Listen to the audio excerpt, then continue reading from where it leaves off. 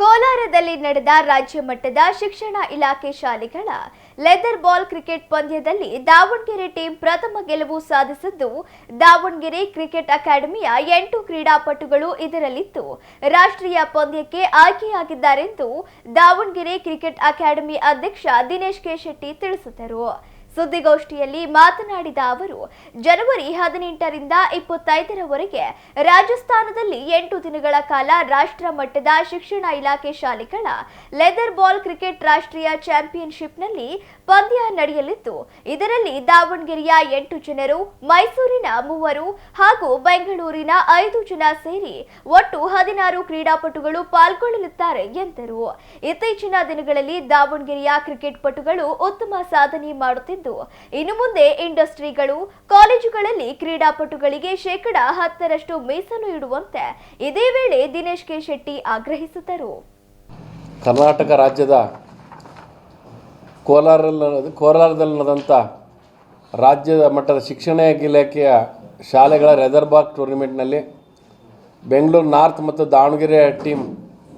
ದಾವಣಗೆರೆಯ ಫೈನಲ್ ಪಂದ್ಯ ಆಯೋಜಿಸಿದ್ದು, ಅದರಲ್ಲಿ ದಾವಣಗೆರೆ ಟೀಮ್ ಪ್ರಥಮ ಸ್ಥಾನ ಗಳಿಸಿದ್ದು, ದಾವಣಗೆರೆ ಅಕಾಡೆಮಿ 8 ಜನ ಇವತ್ತು ಅದಕ್ಕೆ ಆಯ್ಕೆ ಆಗಿದ್ದಾರೆ.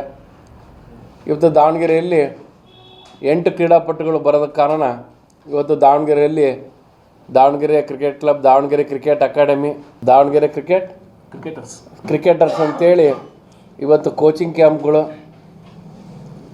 ಹಾಗೂ ಟೂರ್ನಿಮೆಂಟ್ಗಳಲ್ಲಿ ಭಾಗವಹಿಸೋದು ಹಾಗೂ ರಾಜ್ಯ ಮಟ್ಟದ, ರಾಷ್ಟ್ರ ಮಟ್ಟದ ಕ್ರಿಕೆಟ್ ಪಂದ್ಯಾವಳಿಗಳು ದಾವಣಗೆರೆಯಲ್ಲಿ ನಡೀತಿರೋದ್ರಿಂದ ಇವತ್ತು ದಾವಣಗೆರೆಯ ಕ್ರೀಡಾಪಟುಗಳು 8 ಜನ ಆಯ್ಕೆ ಆಗಿರೋದು ಶಾಲಾ ತಂಡಕ್ಕೆ, ರಾಜ್ಯ ಶಿಕ್ಷಣ ಇಲಾಖೆಯ ರಾಜ್ಯ ತಂಡಕ್ಕೆ ಅಭಿನಂದನೆ ವ್ಯಕ್ತಪಡಿಸ್ಬೇಕಾಗುತ್ತೆ.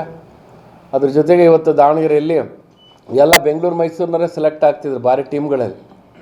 ಈಗ ಒಂದು 4-5 ವರ್ಷಗಳಿಂದ ದಾವಣಗೆರೆಯ ಸಚಿವರಾದ ಎಸ್ ಮಲ್ಲಿಕಾರ್ಜುನವರು ಯುವಜನ ಇಲಾಖೆಯ ಸಚಿವರಾದ ಮೇಲೆ ದಾವಣಗೆರೆಯಲ್ಲಿ 14 ಜನ ಕೋಚ್ಗಳು, ಕ್ರಿಕೆಟ್ ಆಗಲಿ, ವಾಲಿಬಾಲ್ ಆಗಲಿ, ಕಬಡ್ಡಿ ಆಗಲಿ, ಖೋಖೋ ಆಗಲಿ, ಹಲವು ಕೋಚಿಂಗ್ ಕ್ಯಾಂಪ್ಗಳು ದಾವಣಗೆರೆಯಲ್ಲಿ ಕೋಚರ್ಸ್ ಬಂದ ಮೇಲೆ, ಯುವಜನ ಇಲಾಖೆಯ ಕೋಚರ್ಸ್ ಬಂದ ಮೇಲೆ ದಾವಣಗೆರೆ ಕ್ರೀಡಾಪಟುಗಳು ಇವತ್ತು ಎಲ್ಲ ಮಟ್ಟದಲ್ಲೂ ಕೂಡ ಬೆಂಗಳೂರು ಮತ್ತು ಮೈಸೂರಿಗೆ ಕಾಂಪಿಟೇಷನ್ ಕೊಡೋವಂಥ ಕ್ರೀಡಾಪಟುಗಳು ದಾವಣಗೆರೆಯಲ್ಲಿ ತಯಾರಾಗ್ತಾ ಇದ್ದಾರೆ.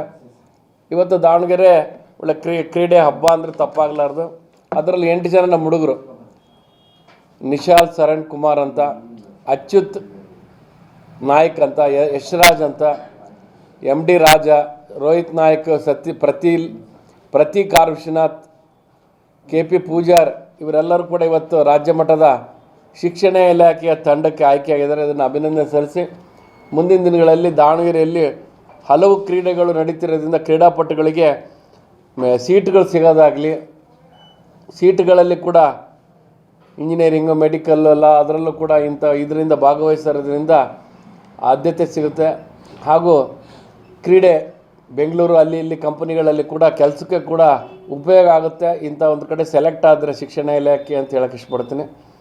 ಯಾಕೆಂದರೆ ದಾವಣಗೆರೆಯಲ್ಲೂ ಕೂಡ ಜಿಲ್ಲೆಯಲ್ಲಿ ಇಂಡಸ್ಟ್ರಿಗಳು ಕ್ರೀಡಾಪಟುಗಳಿಗೆ ಒಂದು 10% ಆದ್ಯತೆಯನ್ನು ಕೊಡಬೇಕು ಅಂತ ಕೂಡ ನಾನು ಕೂಡ ಈಗ ಆಗ್ರಹಿಸ್ತೀನಿ. ಯಾವುದೇ ಇದರಲ್ಲಾಗಲಿ ಇಂಡಸ್ಟ್ರಿಗಳು, ಸ್ಕೂಲ್ಗಳು, ಬೇರೆ ಇದರಲ್ಲಿ ಕೂಡ ಇವತ್ತು ದಾವಣಗೆರೆ ಕ್ರೀಡಾಪಟುಗಳಿಗೆ ಪ್ರೋತ್ಸಾಹ ಕೊಡಬೇಕು ಅಂತ 10% ರಿಸರ್ವೇಷನ್ ಹುಡುಗರಿಗೆ ಇಡಬೇಕು ಅಂತ ಕೇಳ್ಕೊತೀನಿ. ಯಾಕೆಂದರೆ